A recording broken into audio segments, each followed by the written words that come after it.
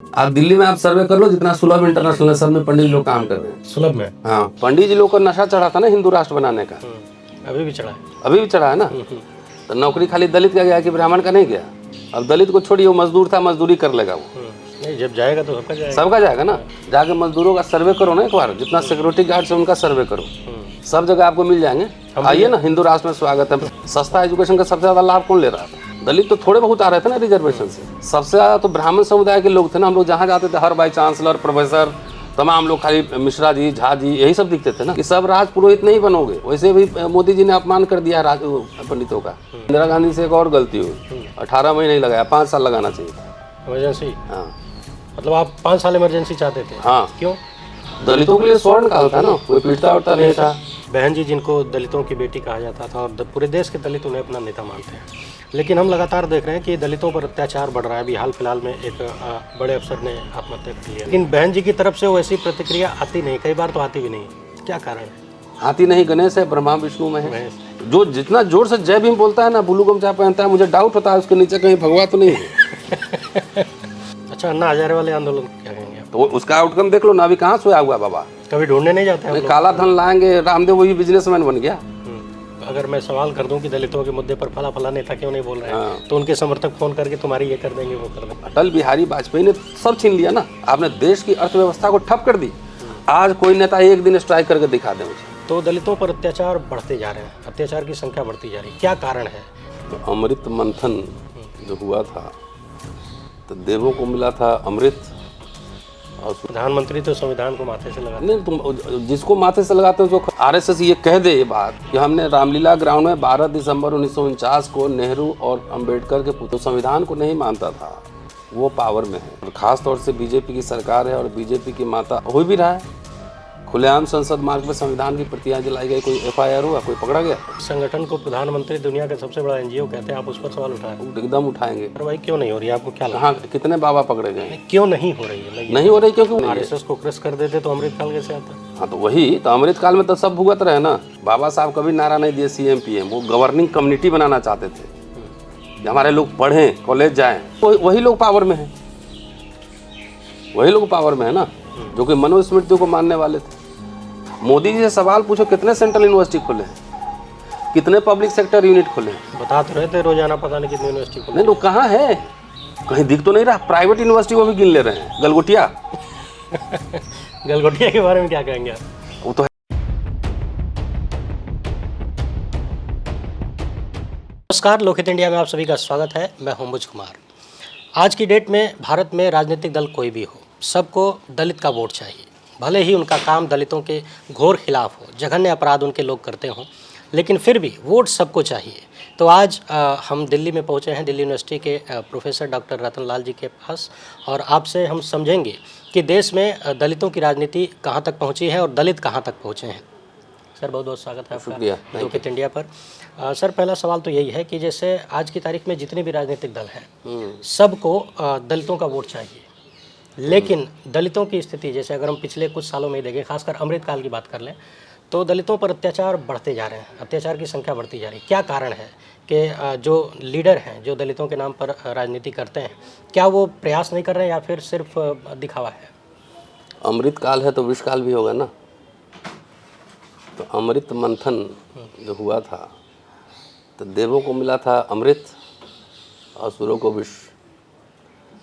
तो अमृत काल जो लेकर आए हैं, तो जाहिर है अमृत किसी और को मिल रहा होगा, जो असुर, उनको तो विष ही मिलना है। तो वही हो रहा है कि इस अमृत काल में दलित कहाँ पे है।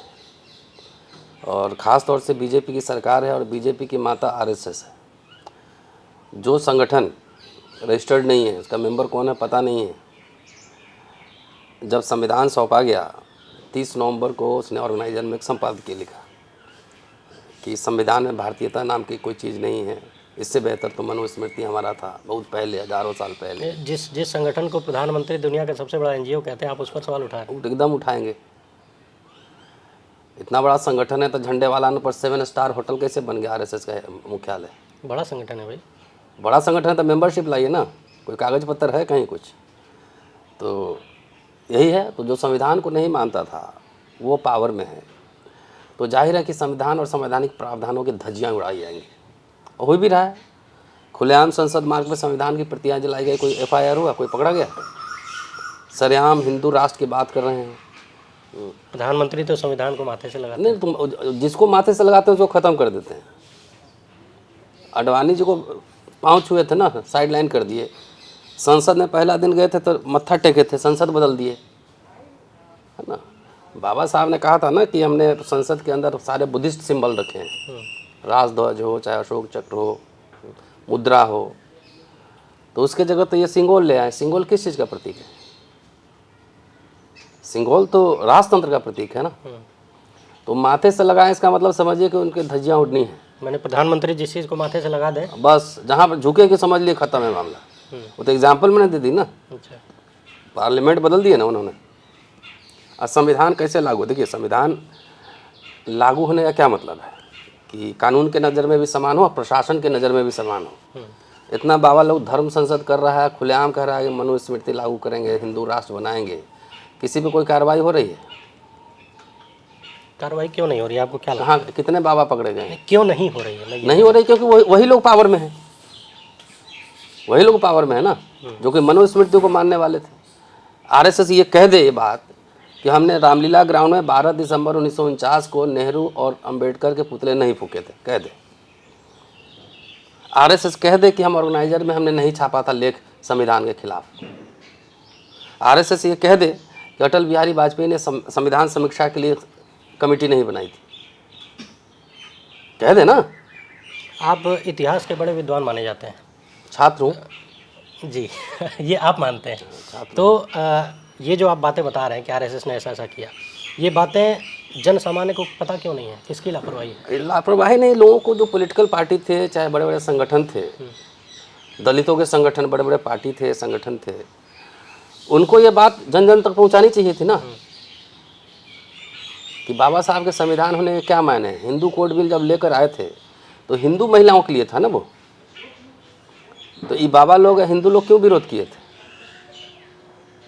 बाबा साहब को उस पर रिजाइन देना पड़ा ना। संसद के अंदर भी विरोध था, बाहर भी विरोध था, पुतले फूके जा रहे थे अम्बेडकर के।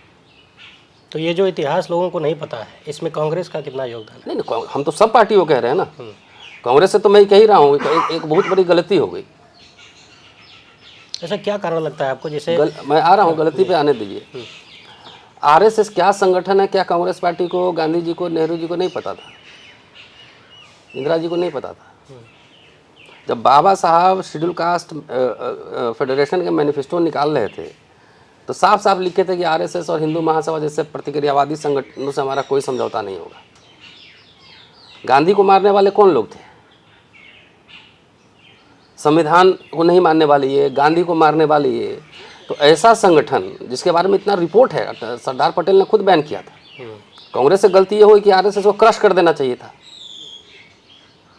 जब पता है कि किस तरह का संगठन है। RSS को क्रश कर देते तो अमृतकाल कैसे आता? हाँ, तो वही तो अमृतकाल में तो सब भुगत रहे ना। सिटिंग CM जेल जा रहे हैं, सारे जगह ED CBI लगा हुआ है। चुनाव आयोग का क्या हाल है आप देख ही रहे हैं। बीजेपी के प्रवक्ता की तरह बात कर रहा है चुनाव आयोग। तो ये मनुस्मृति को मानने वाले लोग थे, ऐसे लोगों को फलने फूलने का अवसर दिया, इसका खामियाजा प्रदेश भुगत रहा है। यानी कांग्रेस ने जो गलती की, कांग्रेस और सारी पार्टियों को मैं कह रहा हूँ। लेकिन आप कांग्रेस के राष्ट्रीय प्रवक्ता हैं। नहीं, अभी मैं जो कांग्रेस की तरह बात करें कि जो एकेडमिशियन बात कर रहे हैं, है ना। मैं एज ए एकेडमिशियन रिसर्चर में बात कर रहा हूँ, है ना। तो मैं तो कह ही रहा, स्वीकार कर रहा हूँ ना कि अगर कांग्रेस मैन भी हमको देंगे तो मैं स्वीकार कर रहा हूँ गलती हो गया, इनको फलने फूलने दिया। अब उस तरफ प्रयास होगा? अब पता नहीं, मैं अभी डिसीजन लेने के पोजीशन में थी हूँ पार्टी के अंदर। मैं टीवी में बोल लेता हूँ ज़्यादा कदा, लेकिन अब मेरे हाथ में डिसीजन थोड़ी है। आपको लगता है कि RSS के बारे में जो आपके अनुसार जो सच है, अगर वो लोगों को पता होता तो बीजेपी आज इस तरह से मजबूती में होती? नहीं होती। उसमें दलित संगठन और पार्टियों का भी बहुत बड़ा हाथ है। उन्होंने बाबा साहब को पढ़ा ही नहीं, स्वतंत्रता आंदोलन का इतिहास पढ़ा ही नहीं, RSS के बारे में पढ़ाई ही नहीं की, ये RSS आखिर चाहता क्या है।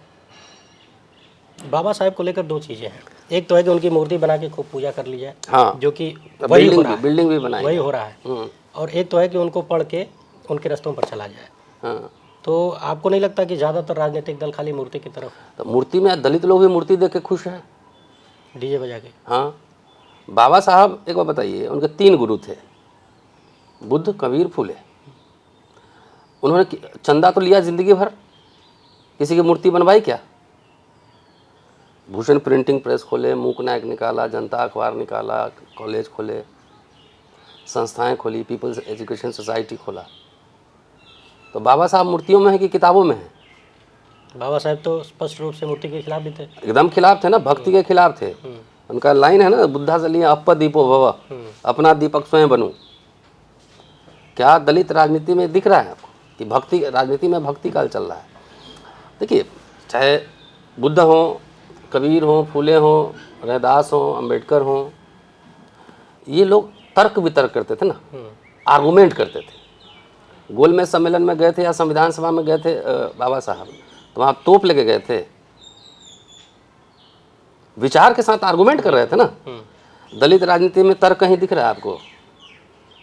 आप सोशल मीडिया पे उठा के दे, आप विश्लेषण भी करेंगे ना, तो आपको सिर्फ गालियाँ पड़ेंगी। तो गालीबाजों की फौज दलित राजनीति में कहाँ से आ गई?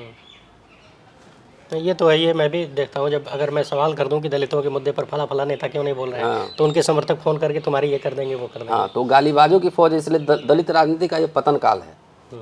इसके लिए जिम्मेदार किसको मानते हैं? अरे किसको मानेंगे? यहाँ पे इतने सारे पार्टी बने हैं दलितों के। अगर नाम लेने के लिए कहा जाए, नाम लेने तो सारे पार्टी में है उस तरह के लोग। अगर दलितों की भाषा और आरएसएस की भाषा और हिंदू महासभा की भाषा एक है, तो मुझे उस दलित राजनीति से परहेज है। इसमें दलितों का कितना नुकसान हो रहा है? नुकसान तो नहीं हो रहा है। अभी भी दलित राजनीति संगठन और जो सोशल मीडिया पे एक्टिव हैं, वो आज तक देखोगे तो खाली कांग्रेस को गाली देता रहता है। इसका मतलब है ना कि बीजेपी के पेरोल पे है, आरएसएस के पेरोल पे है। ये भी तो हो सकता है कांग्रेस से नाराज हो। नहीं, नाराज हो तो आखिर पैंट शर्ट पहने तो कैसे पहने थे? अब बीजेपी आरएसएस से नाराज नहीं हो, यही राजनीतिक समझ है। आप 12 साल में बताओ, बीजेपी ने कितने नौकरियां दे दी हैं, कितने स्कूल कॉलेज यूनिवर्सिटी खोले हैं, कितना फेलोशिप दिया है, कितना फ्रीशिप दिया है, बजट एलोकेशन क्या है? ये सवाल बीजेपी से पूछोगे ना, तीसरा टर्म सरकार में है, उससे नहीं पूछेंगे। लेकिन बीजेपी वाले तो कहते हैं भाई 70 साल ये लोग थे। तो 70 साल में जो दलित का मिडिल क्लास 20 लाख कर्मचारी का जो बना, वैसे बन गया भाई। 50 के पहले दलितों के पास कोई जमींदारी थी, रजवाड़े थे, बैंकर थे, व्यापारी थे, कुछ थे? बाबा साहब ने 1942 में जब ग्रीवेंसेस ऑफ शेड्यूल कास्ट लिख रहे हैं, तो कह रहे हैं बॉम्बे प्रेसिडेंसी में, मतलब गुजरात कर्नाटक सब मिला के 400-500 ग्रेजुएट हो गए। 50 से लेकर 32 में कांशीराम जी किताब लिख रहे हैं चमचा युग, उसमें कह रहे हैं 20 लाख सरकारी कर्मचारी हो गए। तो 32 साल में अगर 20 लाख हो गए तो ये शानदार उपलब्धि थी ना। जिसके पास खाने के लिए नहीं था, झोपड़ी में रहता था, उसका बेटा अफसर बन रहा था, इंजीनियर बन रहा था, डॉक्टर बन रहा था, ऐसे बन रहा था। इसके पीछे किसकी प्लानिंग थी? प्लानिंग थी पूरा, जवाहरलाल नेहरू ब्राह्मण थे ना, तो सोशलिस्ट थे, सेकुलर थे। इंदिरा गांधी, राजीव गांधी, नाम लोग है ना सबका। तो अब दलित लोग कहेंगे कि बाबा साहब ने संविधान में लिख दिया इसलिए मिला, तो संविधान तो अभी भी तब छीन क्यों रहा है? अच्छा, अगर कहा जाए कि पंडित नेहरू का जो पब्लिक सेक्टर वाला प्रयास था और बाबा साहब और अम्बेडकर मोर और लेस एक ही रास्ते पे थे कि उनको एक सोशलिस्ट भारत का निर्माण करना था। इसलिए बाबा साहब ने, हाँ, बाबा साहब ने पूरा आइडिया डेवलप किया था स्टेट सोशलिज्म का। आप जाके पढ़िए, स्टेट एंड माइनॉरिटी, उनको लघु संविधान भी कहते हैं। तो उन्होंने आइडिया डेवलप किया कि एक सोशलिस्ट बनेगा, जहाँ जहाँ ज़रूरत होगी हम प्राइवेट सेक्टर लेंगे और जहाँ जहाँ ज़रूरत है पब्लिक सेक्टर का निर्माण करेंगे।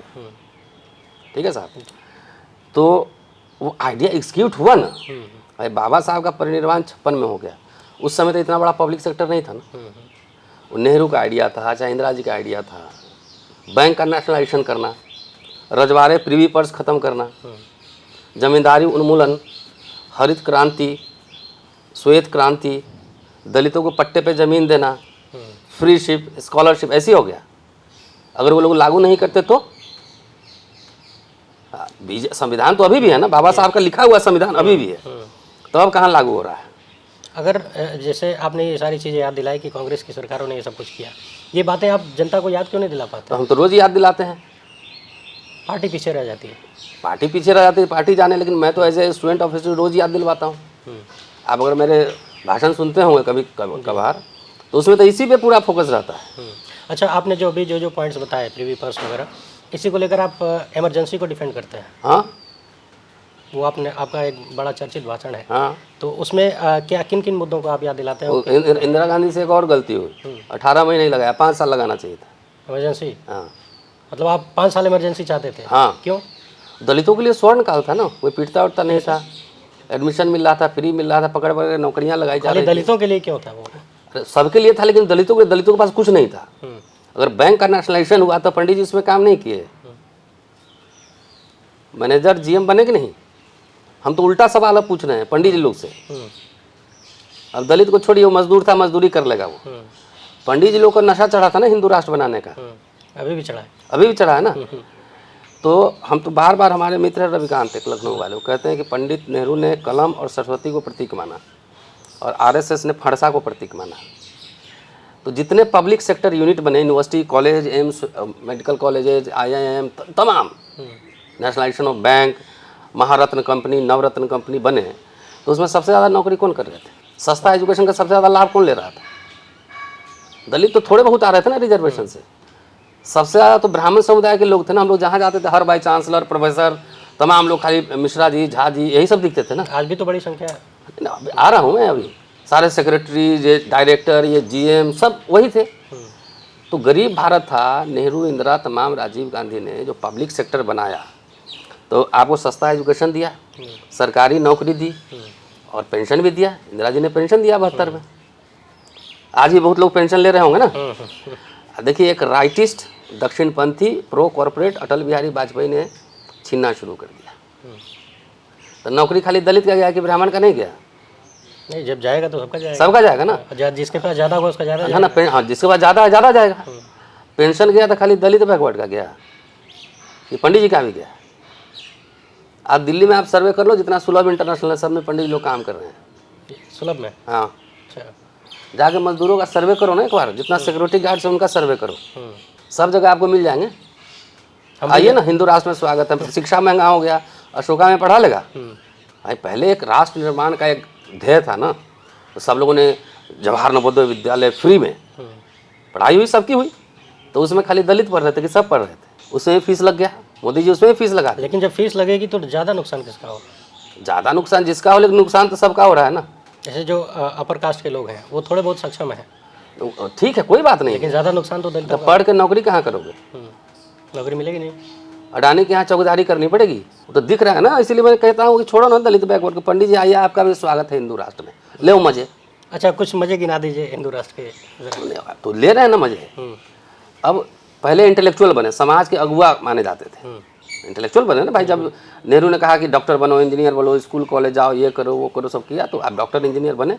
जाके जितने आपके दर्शक अगर होंगे पुराने ज़माने के लोग, तो पूछिएगा कि डॉक्टर कितना फीस दे के बने थे, इंजीनियर कितना फीस दे के बने थे, और कितना पेंशन ले रहे हो, जरा पूछ लीजिएगा उनसे। तो वो आपको एक इंटेलेक्चुअल स्पेस क्रिएट करके दिया। और आरएसएस दंगाई बना रहा है ब्राह्मणों को, नहीं देख रहे हैं? फरसा लेके घूम रहा है, तो कोई कुछ कर रहा है। अच्छा, अभी बहराइच में गया, वहाँ एक झंडा फहराने गोली खा गया। एक ताज़ा उदाहरण जैसे आपने बोला तो मुझे याद आ गया। अभी हम लोग जहाँ रुके हुए हैं वहाँ पर जो अटेंडेंट है, वेटर, उनसे हमने, किसी ने, हमारे साथी ने नाम पूछ लिया, तो वो शुक्ला जी थे। हाँ, तो ये एक परिवर्तन अमृत काल का है। अमृत है ना।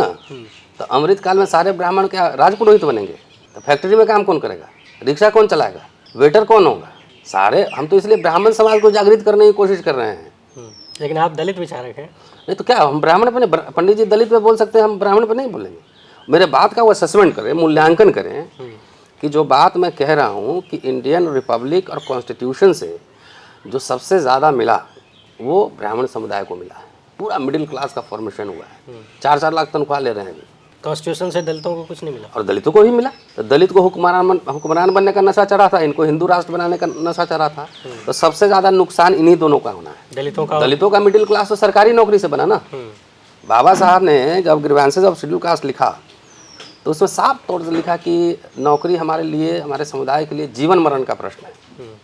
शिक्षा और रोजगार, क्योंकि व्यापार हमारे लिए बंद है, हमसे कोई लेगा नहीं, व्यापार करने नहीं देगा। तो इसलिए अफर्मेटिव एक्शन की बात करते थे कि हमें रिजर्वेशन चाहिए, हमें प्रोटेक्शन चाहिए, हमें फ्रीशिप चाहिए, स्कॉलरशिप चाहिए, एज रिलैक्सेशन चाहिए। आखिर वो सब बातें मानी गई ना। बाबा संविधान सभा में थे 300 लोग थे, तो उस पर एक सहमति बनी तभी ना आरक्षण का प्रोविजन किया गया। अच्छा, आज आरक्षण को लेकर बहुत विवाद होता है, लोग कहते हैं कि अरे हो गया, इतने साल हो गया, बहुत हो गया, बहुत तो दे दिया। मानसिकता बदला है, मानसिकता बदला है क्या? लोग तो कहते हैं नौकरी मिल गई, छोड़ो आरक्षण। नहीं, नौकरी छोड़ देंगे, फेयर प्ले करो। फेयर प्ले कैसे चाहते हैं? करो ना, हमारे से दिल्ली यूनिवर्सिटी का, हमारे एज ग्रुप का जितना प्रोफेसर है उसका निकालो किताब आर्टिकल। मतलब आप शुरू करेंगे 50 से, हम शुरू करेंगे 0 से। तुम्हारे नाते रिश्तेदार, मामा फूफा सब यूनिवर्सिटी हर जगह बैठे हुए हैं, तुम्हारे लिए ईजी है, और हमारे लिए हर जगह दबाओगे हमें।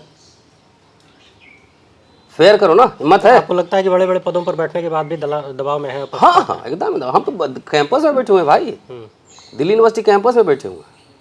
यहाँ भी दिक्कत है? तो दिक्कत नहीं, हम इतने दिन से लड़ रहे हैं सिस्टम से, तो दिक्कत नहीं है। तुमसे हम कम स्मार्ट देख रहे हैं, तुमसे कम किताब लिखे हैं, कम आर्टिकल लिखे हैं, कम मेरिट है, क्या है? सबका मेरिट चेक करो ना, यहाँ पे हम चेक करते हैं। चलो, आप जो सर्टिफिकेट इतने दिन से बांट रहे हैं, तो अपना तो दिखाओगे टाइसन, माइक टाइसन, और हमारा सिकिया पहलवान, बराबर वाले से टक्कर करो ना। आप जिस मेंटल टॉर्चर में, जब मेरे जैसे लोग के साथ आप इतना उत्पीड़न कर सकते हैं, तो आम स्टूडेंट और मास्टर की क्या औकात है भाई? मुझे तो लोग जानते हैं ना कि मैं लड़ाका हूँ, मैं डरता नहीं हूँ। जब पूरी कायनात लगी हुई दबाने के लिए, कौन कौन सा केस नहीं किया हुआ है? कितने केसेज हैं आप पे? अरे बहुत। गिनती याद नहीं है? अब सोच लो, महिला उत्पीड़न केस भी लगा हुआ है। अच्छा, हम प्रोसीडिंग भी फेस किया, 10 साल से रिपोर्ट नहीं मिला। क्या है ये सब इसलिए क्योंकि आप दलितों की बात कर रहे और क्या? हैं, बराबरी की नहीं, हम आपसे आंख में आंख मिला के बात कर रहे हैं, इसलिए आपको दिक्कत हो रही है। नहीं, हमको नहीं हो रही है। आपको मतलब सिस्टम को कह रहा हूँ। जी, मैं आपके बराबर बैठ के बात कर रहा हूँ, आपकी भी मेरिट पूछ रहा हूँ कि क्या लिखे पढ़े हो दिखाओ, तब दिक्कत हो गई है ना, क्योंकि आपकी मानसिकता वही है ना। घर से ही आपको नफरत सिखलाया जाता है, स्कूल में भी नफरत सिखाया जाता है। तो ये नफरत कब कम होगी? अब इसका कोई मेरे पास, मैं साधु थोड़ी हूँ कि भविष्यवाणी कर दूँगी। तो कुछ ऐसा आपको दिखता है कि पिछले 70-80 साल में कुछ बदला है? बदला था, बहुत कुछ बदला था। मैं कह रहा हूँ, गैस एजेंसी में भी रिजर्वेशन मिला दलितों को, पेट्रोल पंप में भी मिला। तो 5-5 लाख कमा रहा है ना सब। अब मोदी जी सब प्राइवेटाइज कर रहे हैं। तो बदला था, उसको सिर्फ रिवर्स में लेके जा रहा है आरएसएस बीजेपी कि चलो मनुस्मृति की ओर, तुम्हारा काम है खेत में काम करना। मतलब 60-70 साल में जो संविधान से मिला था अब वो खत्म कर, अब सबके लिए कर रहा है ना।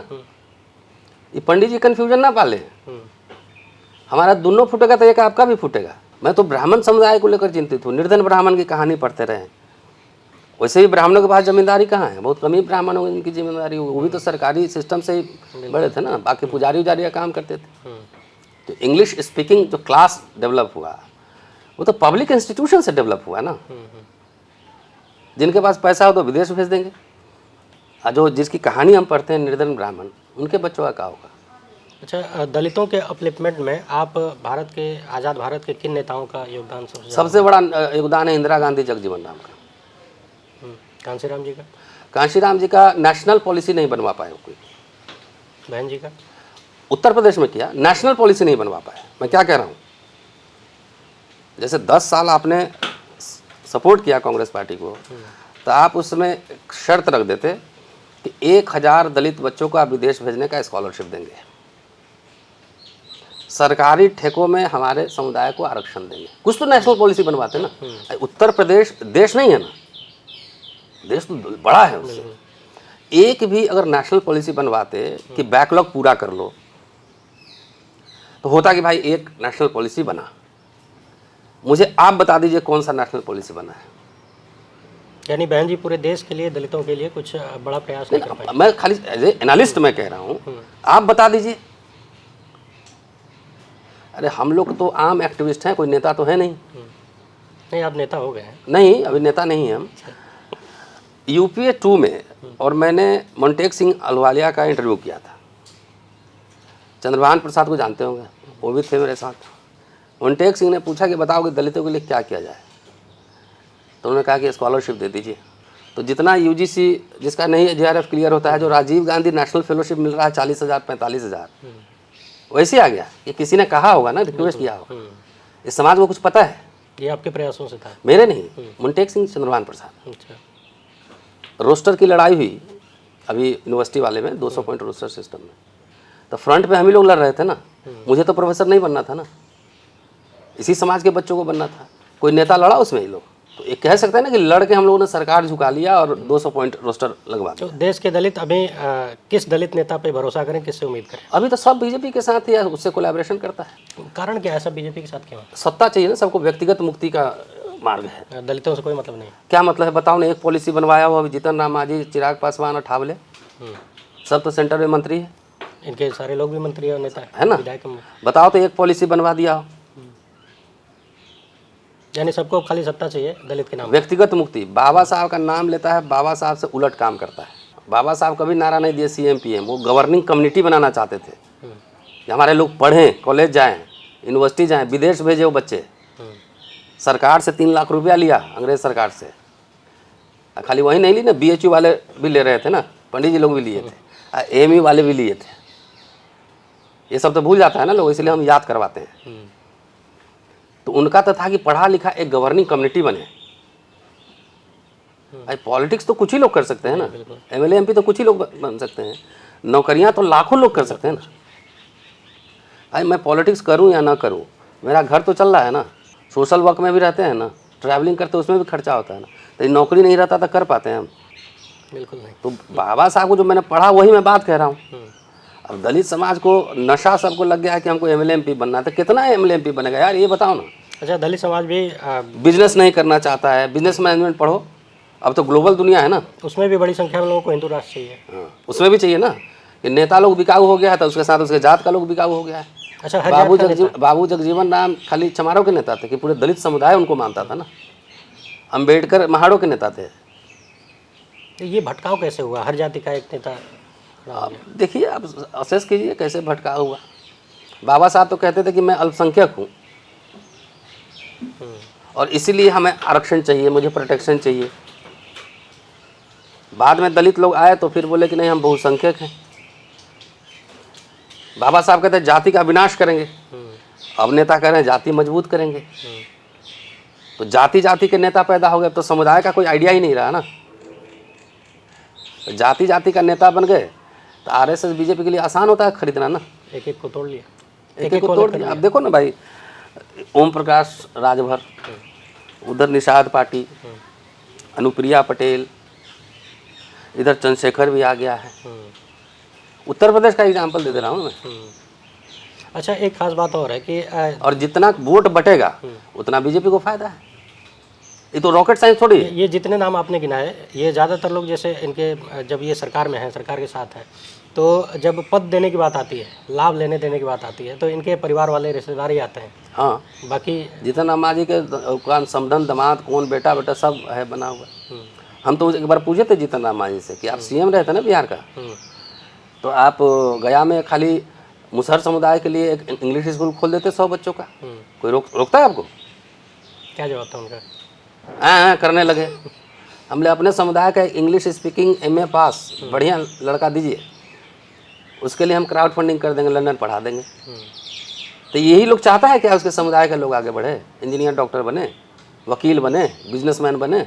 अगर आप मुझे ऑफर दो कि मिनिस्टर बनाना है और आपके कहने पे हम 2 विश्वविद्यालय खोल देंगे, 1 लाख लड़कों को नौकरी दे देंगे, तो मैं क्या ऑप्ट करूँगा? तो ये सारी चीज़ें नहीं हो रही आज की तारीख में। बताओ ना कहाँ हो रही है। मोदी जी से सवाल पूछो, कितने सेंट्रल यूनिवर्सिटी खोले हैं, कितने पब्लिक सेक्टर यूनिट खोले हैं? बता तो रहे थे रोजाना पता नहीं कितनी यूनिवर्सिटी खोली। नहीं तो कहाँ है, कहीं दिख तो नहीं रहा। प्राइवेट यूनिवर्सिटी को भी गिन ले रहे हैं, गलगोटिया। गलगोटिया के बारे में क्या कहेंगे आप? वो तो है ना, सामने विश्व गुरु बन रहा है, बनवा रहे हैं Modi ji.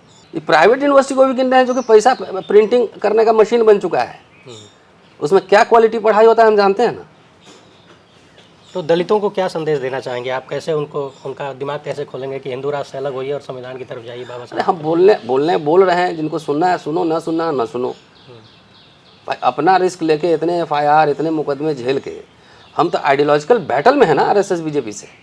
As a individual activist भी कह रहा हूँ, वो संविधान मुझे वो अधिकार देता है, तो मैं लड़ रहा हूँ इनसे।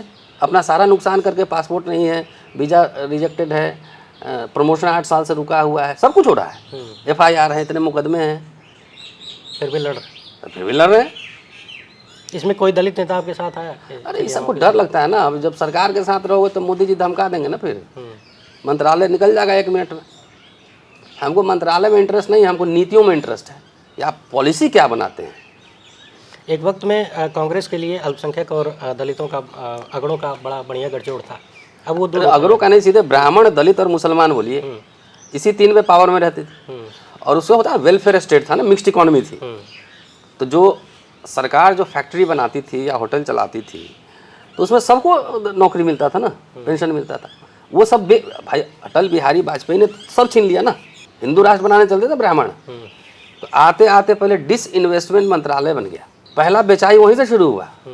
और 2004 1 जनवरी से इन्होंने पेंशन छीन लिया। बनाओ ना हिंदू राष्ट्र, मांगो पेंशन। अच्छा, लोग ये भी एक तर्क बनाते हैं कि उन्होंने पेंशन छीन लिया, ये नौकरी छीन रहे। तो हो तो गया, यही हिंदू राष्ट्र है। हिंदू राष्ट्र का मतलब जो है ना, one leader Modi ji, one businessman Adani, one चलेगा सब। हाँ, सब जाके वहाँ चाकरी करो सब। कोई होगा स्किल्ड इंजीनियर होगा तो थोड़ा उसको ज़्यादा मिल जाएगा, लेकिन सब तो होगा नहीं, उतनी नौकरी तो उनके पास है नहीं। अच्छा, इतने सालों तक कांग्रेस सत्ता में रही, यूपीए की सरकार लगातार 2 बार चली, लेकिन उन्होंने जो किया था, जो उनका बेहतरीन इतिहास था, वो भी लोगों तक पहुंचा नहीं पाए। ये तो कांग्रेस पार्टी का फॉल्ट है ना। अब पहुंचा पाएंगे? भाई मैंने इमरजेंसी पे जो भाषण दे दिया, हमने कितने पॉइंट उठाए थे उस समय। देखिए, इंदिरा गांधी तो गरीब भारत था ना, हमें 5 ट्रिलियन नहीं था मोदी जी वाला, विश्वगुरु नहीं था, गरीब भारत था। उन्होंने एटम परीक्षण कर लिया, बुद्धा इस्माइल जी, पोखरन। बैंक का नेशनलाइजेशन कर दिया, प्रीवी पर्स खत्म कर दिया, बिल्कुल। हैं, जमींदारी उन्मूलन कर दिया, दलितों को पट्टे बांट दिए, बुला बुला के नौकरी दिया। तो उस समय कहा जाता था, अपने घर में पूछेगा पिताजी से, चाहे दादाजी को सीनियर होंगे, कि ये दलितों की अम्मा है इंदिरा जी को। हाँ, ये सरकारी दामाद बना दिया दलितों को। गैस पेट्रोल में समय आरक्षण दिया, पेंशन तो सबको दिया। तो आखिर इंदिरा गांधी के खिलाफ कौन थे? यही लोग होंगे ना। अमेरिका था, भाई पाकिस्तान तोड़ दिया, बांग्लादेश बना दिया। ये तो अभी जम्मू कश्मीर वो भी नहीं ले पाते हैं पीओ के। इंदिरा गांधी ने तो पाकिस्तान, अमेरिका को आंख दिखा के ऐसे तोड़ दिया, बांग्लादेश बना दिया। अच्छा, वो 4000 स्क्वायर किलोमीटर वाला जो मामला है, चीन वाला, मोदी जी से पूछे ना, कोई बीजेपी का प्रवक्ता बोले इसको कांग्रेस उस तरह से क्यों नहीं उठा पाती? अब ये मैं कैसे कह सकता हूँ? आप बताते नहीं उन लोगों को? अरे हम सब पूछेगा तब ना, हम कोई नेता थोड़ी हैं। तो हम तो हैं, स्पोक्स पर्सन हैं, बोलते हैं। लेकिन ये बात तो बड़े मैसिव स्केल पे उठना चाहिए ना। अब सुना है संसद में सब बात उठी है, प्रियंका जी बोल रही थी एक दिन, तो इसलिए तो रिसर्च करना होगा ना, होमवर्क करना होगा। तो यही लोग इंदिरा गांधी के खिलाफ थे। मुजीबुर रहमान की हत्या हुई थी कि नहीं वहाँ पे? बांग्लादेश, हैं, बांग्लादेश हुई थी ना। तो टर्मोइल का पीरियड था उस समय। तो भारत को आज़ाद हुए कितना हुआ था? 25 साल। आखिर जॉर्ज फर्नांडिस किसके कहने पे 20 दिन का स्ट्राइक किए थे रेल? जबकि डेवलपमेंट कार्य चल रहा था ना पूरा, रशिया के सहयोग से तमाम जगह डेवलपमेंट हो रहा था। आपने देश की अर्थव्यवस्था को ठप कर दी। आज कोई नेता एक दिन स्ट्राइक करके दिखा दे मुझे, एक दिन। तो आप देश को मतलब अस्त व्यस्त कर रहे थे, सीधे पुलिस और सेना को भड़का रहे थे कि इंदिरा गांधी, इसकी सरकार की बात मत मानो, खुलेआम। आज नहीं आपातकाल, पत्रकार या तो सरकार का एकदम रटने वाला तोता बन जाए, नहीं तो गिरफ्तारी होगी, केस होगा। नहीं हुआ यूएनआई पर, छापा नहीं पड़ा है। कौन पत्रकार है जो सीधे सरकार से सवाल पूछ रहा है? लेकिन उनके पीछे कोई बैकअप भी तो नहीं है, जो ईमानदार हैं, जो स्वतंत्र हैं। ठीक है, नहीं है बैकअप, लेकिन जो इतने बड़े कॉर्पोरेट, इतना तो आपातकाल में भी नहीं था। जो उस समय इंडियन एक्सप्रेस बहुत लिख रहा था, गोयनका जी, वो तो जनसंघ के एमपी थे विदिशा से। आज इंडियन एक्सप्रेस क्यों नहीं लिख रहा है? जो ये लोग आरएसएस बैक मूवमेंट था, पूरा पहला विद्रोह था भारतीय राष्ट्र के खिलाफ आज़ादी के बाद, और दूसरा अन्ना हजारे वाला था। अच्छा, अन्ना हजारे वाले आंदोलन क्या कहेंगे? तो उसका आउटकम देख लो ना, अभी कहाँ सोया हुआ बाबा। कभी ढूंढने नहीं जाते हैं? काला धन लाएंगे, रामदेव वही बिजनेसमैन बन गया। पेट्रोल सस्ता हो जाएगा, 15 लाख रुपए जाएंगे, कहाँ है? और भ्रष्टाचार अभी कम है, चरम सीमा पर है, लेकिन बात नहीं होती उसकी। मैं क्या करूँ, मैं डिसीजन मेकिंग जगह पे नहीं हूँ ना, तो देश में इनका चक्का जाम कर देते हैं। जगह जगह प्रदर्शन होता है। कांग्रेस क्यों नहीं कर पा रही है? अब मैं नहीं बता सकता ना, आधिकारिक रूप से मैं क्या बताऊँ। राहुल गांधी से आपको कुछ उम्मीद है? उम्मीद है, लेकिन अभी थोड़ा सा ऑर्गेनाइजेशन और स्ट्रॉन्ग करने की ज़रूरत है। कमज़ोर है अभी, स्ट्रॉन्ग करने की ज़रूरत है। और गांधी के बारे में बाबा साहब की राय थी कि गांधी से मेरी नाराज़गी इस बात के लिए नहीं है कि वो तानाशाह नहीं है, मेरी नाराज़गी इस बात के लिए है कि वो तानाशाह क्यों नहीं है। भारत की मिट्टी जो है ना, मूलतः अनडेमोक्रेटिक है, अलोकतांत्रिक है, और Rahul Gandhi is too much democratic, too much democratic. उसी का नुकसान झेल रहा है शायद। मुझे नॉट एज ए कांग्रेसमैन कह रहा हूँ, as a analyst, as a student of history कह रहा हूँ। मैं मिला हूँ, 2-3 बार मिला हूँ। Too much democratic. उनको इंदिरा गांधी बनना पड़ेगा फिर, जिस दिन बन जाएंगे उस दिन पावर में आ जाएंगे। इमरजेंसी लगानी पड़ेगी। इंदिरा गांधी खाली इमरजेंसी नहीं ना है, इंदिरा गांधी तो बहुत कंट्रीब्यूशन है, पार्टी को कंट्रोल पे रखते थे। इन्होंने ज़्यादा छूट दे रखा है, उनमें ना ज़्यादा डेमोक्रेटिक हैं। अच्छा क्या कारण है ये मतलब जो भी इनके आसपास के साथी हैं सब छटक जाते हैं, बिक जाते हैं कहीं पद के लिए, कहीं किसी और कारण, या डर जाते हैं? क्या कारण है? राहुल गांधी जी पहचान नहीं पाते कौन अब ज्योतिराव सिंधिया भी भाग गया, इधर क्या नाम है, जतिन प्रसाद, देवड़ा, ये लोग तो ब्लू आइड बॉय थे ना। असम वाले जो है, तब विश्वकर्मा तो इन्हीं इधर ही था। का प्रोडक्ट। अब इसका मैं क्लियर कट नहीं दे सकता हूँ, लेकिन मुझे लगता है कि सेकुलरिज्म, सोशल जस्टिस, ये सिर्फ पार्टी के लिए यूएसपी नहीं होना चाहिए, एक कल्चरली इनकलकेट होना चाहिए। देश के एक प्रमुख दलित विचारक के रूप में आप दलित नेताओं, दलित युवाओं और दलित वोटरों को क्या संदेश देना चाहेंगे? भाई नेता के बारे में तो कुछ नहीं बोलेंगे, वो क्या कर रहे हैं सबको पता है, लेकिन दलित समाज को मैं कह रहा हूँ, दलित समाज के वोट का अभी बार्गेनिंग पावर ख़त्म हो गया है। आरएसएस बीजेपी जानती है कि एक एक जात का नेता बनाएंगे, एक इंडिविजुअल को खरीदना आसान हो जाएगा। ठीक है, वही हो भी रहा है, हर तरफ वही हो रहा है। तो दलित नेता को भूल जाओ, जात को अपने भूल जाओ, पहले अपने और अपने बच्चों का भविष्य देखो। जो भी मिला इस दलित समाज को, पूरा इतिहास उठा के देख लीजिए। चलने का अधिकार नहीं था, चप्पल पहनने का अधिकार नहीं था, उसको अब कोट टाई पहनने लगा, कार में चल रहा है। 50 से लेके 40 साल, 50 साल में यही ना मिला, उसको रिस्टोर करो। जो इस बात की गारंटी दे उसके साथ जाओ। जब हिंदू राष्ट्र, तथाकथित हिंदू राष्ट्र का हमला संविधान और भारतीय गणराज्य पे हो गया है, मनुस्मृति का हमला हो गया है, तो उस समय दलित कहाँ सुरक्षित है? मनुस्मृति में सुरक्षित है कि संविधान में सुरक्षित है? गणराज्य में सुरक्षित है कि हिंदू राष्ट्र में सुरक्षित है? ये समाज चिंतन मनन करे और जो संविधान और भारतीय गणराज्य इंडियन रिपब्लिक के साथ है उसके साथ खड़ा हो जाए। अभी एकदम समझ लीजिए कि आरएसएस का बहुत बड़ा हमला है, और सबसे बड़ी मार जो है ना दलितों पर पड़ने वाली है। मुसलमान तो बहाना है, एक भी मुसलमान को पाकिस्तान नहीं भेज पाए, लेकिन दलितों को शहर से निकाल के गांव जरूर भेज देंगे। भाई नौकरी खत्म, दलित मिडिल क्लास खत्म, चंदा देने वाला क्लास खत्म, नौकरी से ही है ना, बता ये मोटा मोटी। भाई अब गैस एजेंसी पेट्रोल पंप मिल रहा है, कल उसको अब कई जगह देखा इंडियन ऑयल अडानी गैस, तो जब अडानी जी के पास चला जाएगा इंडियन ऑयल गैस एजेंसी, तो ये नौकरी कहाँ करेंगे? ये उनके यहाँ नहीं ना नौकरी मिलेगी है, उनके यहाँ नहीं मिलेगी। तो उनके यहाँ मिलेगी तो कैसी नौकरी मिलेगी पता है ना भाई? नवरत्न ओएनजीसी बना, सेल गेल भेल सब बना, तो उसमें सबको नौकरी मिला, दलितों को भी मिला, और वो अगर खत्म हुआ तो सबका जाएगा, इनका भी जाएगा। तो मान लिया आपके पास तो कुछ जमीन भी है, इनके पास क्या है? दलित समाज भाई, हमारे दादा उसके पहले जाइए तो सब मजदूरी तो था, कोई मिल में काम कर रहा है, कोई खेत में काम, मजदूरी तो था, थोड़ी मेरे दादा आईसीएस ऑफिसर थे। तो जब तक ये नहीं बचेगा, नेता लेकर चाटोगे क्या? एक ट्रांसफर पोस्टिंग तो नेता आज करवा ही नहीं पा रहा है। अरे दिल्ली यूनिवर्सिटी में आप बैठे हुए हैं, पुराने ज़माने में तो एडहॉक का सिस्टम था कि अगर मैं छुट्टी पे गया और मेरी जगह आप पढ़ाने आए तो आज के हिसाब से लेक्चरर की सैलरी 1.25 लाख मिलती थी। आज क्या हो गया यहाँ पे? दिहाड़ी मजदूर बना दिया है। आइए पंडित जी एक क्लास लीजिए, 1500 लीजिए, कटिए रोज वाला। हाँ, गेस्ट लेक्चरर, तो मज़ा आ गया ना। इसीलिए हम पंडित जी लोग कह रहे हैं कि हिंदू राष्ट्र में क्या क्या होने वाला देख लो सिम्टम।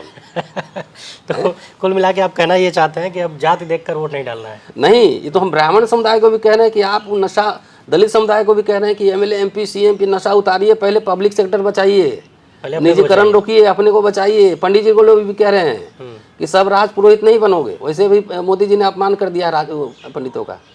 शंकराचार्य के मामले कैसे देखते हैं? नहीं, जो राम मंदिर का उद्घाटन किए तो मोदी जी ऊपर बैठे हुए थे, राज पुरोहित नीचे बैठे हुए थे, लेकिन तब भी आपके अंदर स्वाभिमान नहीं जागता है। खाली मुसलमान दलित पे आपका आक्रोश निकलता है, और इस पे नहीं निकलता है जो आपको ह्यूमिलिएट कर रहा है, आपके बच्चों को दंगाई बना रहा है। तो इस समाज की, पूरे समाज की हिम्मत ही मारी गई है फिर। अच्छा, एक विशेष चीज़ और देखने को मिली है पिछले 12 साल में, अमृतकाल में, बहन जी जिनको दलितों की बेटी कहा जाता था और पूरे देश के दलित उन्हें अपना नेता मानते हैं, लेकिन हम लगातार देख रहे हैं कि दलितों पर अत्याचार बढ़ रहा है। अभी हाल फिलहाल में एक बड़े अफसर ने आत्महत्या कर लिया। अरे वहाँ पे पुनीत कुमार, इधर उत्तर प्रदेश में कम हो रहा है, लेकिन उत्तर प्रदेश में तो राम राज्य है ना, वहाँ हुक्मरान बन रहे थे ना, तो सबसे ज़्यादा पिटाई उत्तर प्रदेश में। लेकिन बहन जी की तरफ से वैसी प्रतिक्रिया आती नहीं, कई बार तो आती भी नहीं। तो उन्हीं से पूछिए ना, उनके प्रवक्ता से पूछिए। आज भी बोलती है तो कांग्रेस पर अटैक करती हैं, आरएसएस बीजेपी पे नहीं करती। क्या कारण है? हाथी नहीं गणेश है, ब्रह्मा विष्णु में है। 3 बार तो घोषित रूप से गठबंधन में सरकार बनाए। एससी एक्ट को कब कमजोर किया? उन्हीं के शासनकाल में। क्या कारण है? प्रमोशन रिजर्वेशन उन्हीं की वजह से रुका। क्या कारण है? एक व्यक्ति को अगर आप बनाएंगे तो व्यक्ति तो कभी ब्लैकमेल हो सकता है ना, डर सकता है, उसको खरीदा जा सकता है। विचारधारा को थोड़ी खरीदा जा सकता है। अरे थोड़ा बहुत हम लोग पढ़े हैं तो कहाँ बिक रहे हैं, टिके हुए हैं ना, सारा नुकसान झेल के भी। तो जवाब उन्हीं को देना है कि भाई दलित समाज के आप बाबा साहब का नाम लेते हैं और बाबा साहब के विचारों को कहाँ इम्प्लीमेंट करें, उन्हीं से सवाल पूछिए। कुछ लोग कहते हैं कि एजेंसी वगैरह का मामला है, तो कुछ लोग क्या, बहुत लोग कहते हैं। आप क्या कहते हैं? वो जवाब देंगे ना। परम पूज्य बाबा साहब भीमराव अम्बेडकर कहने से थोड़ी होगा। बाबा साहब ने भक्ति के लिए मना किया था, देवता बनाने से मना किया था। सबसे दिलचस्प बात यह है कि थोड़ा बहुत अम्बेडकर को पढ़े बगैर अम्बेडकरवादी राजनीति चल रहा है। अब तो खाली फोटो लगानी है साथ में, फोटो मूर्ति। जो जितना जोर से जय भीम बोलता है ना, ब्लू गमछा पहनता है, मुझे डाउट होता है उसके नीचे कहीं भगवा तो नहीं है।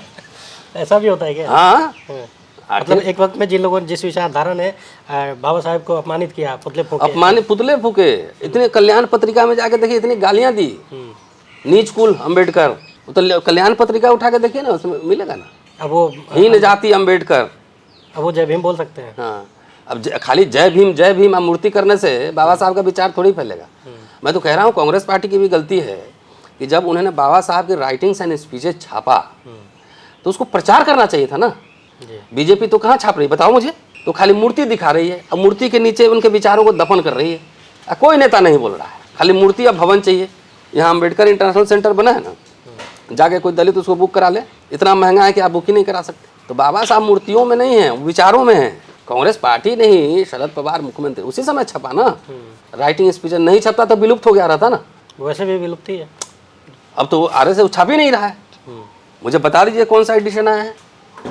अभी तो और रिसर्च उन पे होना चाहिए था, इन्वेस्ट होना चाहिए था, तो नहीं हो रहा। लेकिन इस पे सवाल जाओ, क्योंकि पढ़ने लिखने से मतलब नहीं है ना, खाली हुआ हुआ यूनिवर्सिटी आ गई है। हाँ, व्हाट्सएप यूनिवर्सिटी से सब पता लग जाता है, उसके आगे कुछ नहीं है। तब बाबा साहब ने कहा था ना कि हिंदू राष्ट्र अभिशाप होगा, और उसी हिंदू राष्ट्र की पालकी अम्बेडकर के नाम पे ढोरा है ये।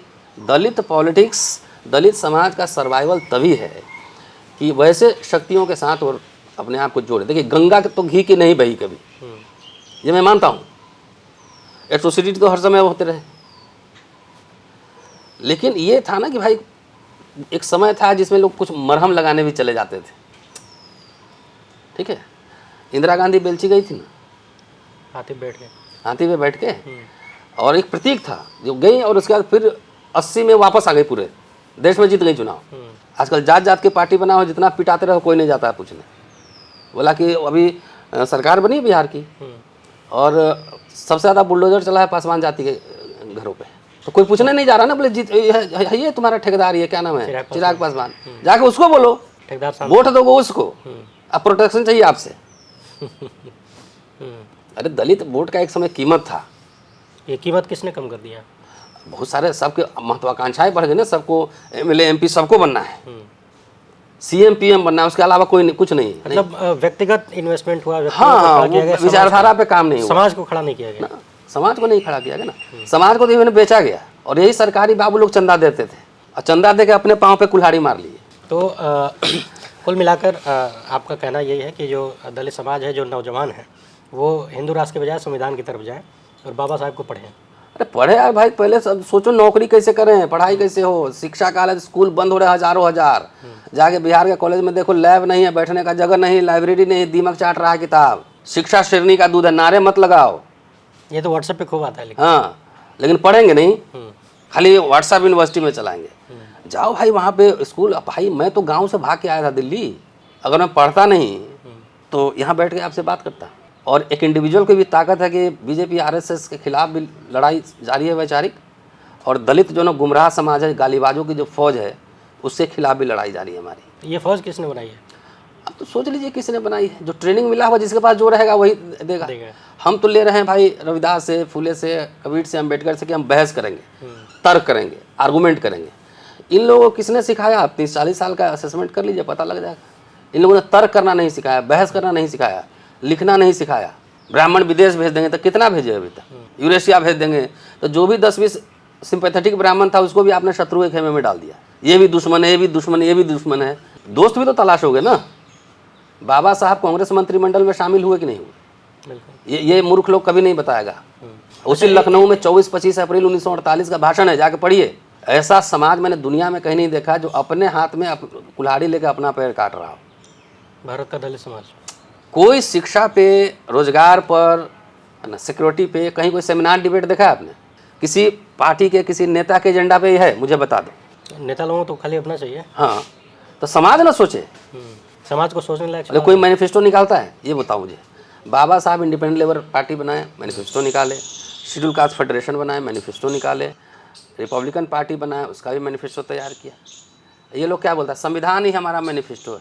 तो आरएसएस संविधान बदल देगा तो वही तुम्हारा मैनिफेस्टो होगा ना। तो बदलने की जरूरत है क्या लगता है? नहीं, बिना बदले हुए सब हो गया ना, सारे प्रोविजन सब हटा दिए तो वही आपका संविधान है। इसका मतलब आपकी भाषा आरएसएस की भाषा एक है। इसी से हम दलित समाज को बचाना चाह रहे हैं। अब आपको कोई पूछने वाला नहीं है। पहले तो कांग्रेस के साथ दलित वोट था तो कांग्रेस कुछ कुछ तो दे ही रही थी ना, थोड़ा थोड़ा ही दे रहे थे लेकिन दे रहे मिल रहा था ना भाई। राजीव गांधी ने स्पेशल रिक्रूटमेंट ड्राइव चलाया कि नहीं चलाया? कोई यस नो बोल दे। फ्री शिप मिला कि नहीं मिला? स्कॉलरशिप मिला कि नहीं मिला? नौकरी मिला कि नहीं मिला?